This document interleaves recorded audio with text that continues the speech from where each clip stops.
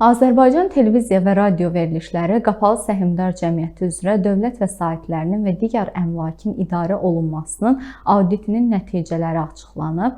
Azərbaycan Respublikasının 2026-cı il dövlət büdcəsinin layihəsinə Hesablama Palatasının rəyində əksini tapıb. Qeyd edilib ki, audit nəticəsində AzTV Qapalı Səhmdar Cəmiyyəti tərəfindən əmək müqaviləsi əsasında fəaliyyət göstərən işçilərə əmək funksiyalarının icrası ilə bağlı əmək haqqı formasında ödənilməli vəsaitlərin qonorar adı ilə rəsmiləşdirilməsinə və ödənilməsinə ümumilikdə 26 milyon manat, o cümlədən 2023-cü ildə 11,3 milyon manat, 2024-cü ildə 11,6 milyon manat, 2025-ci ilin birinci rübündə 3,1 milyon manat yol verildiyi müəyyən edilib. Bu əmək münasibətlərinin mülki hüquq münasibətləri kimi yanlış təsnif edilərək Əmək Məcəlləsi və Vergi Məcəlləsinin şərtləri ilə uyğunsuzluqlara səbəb olub.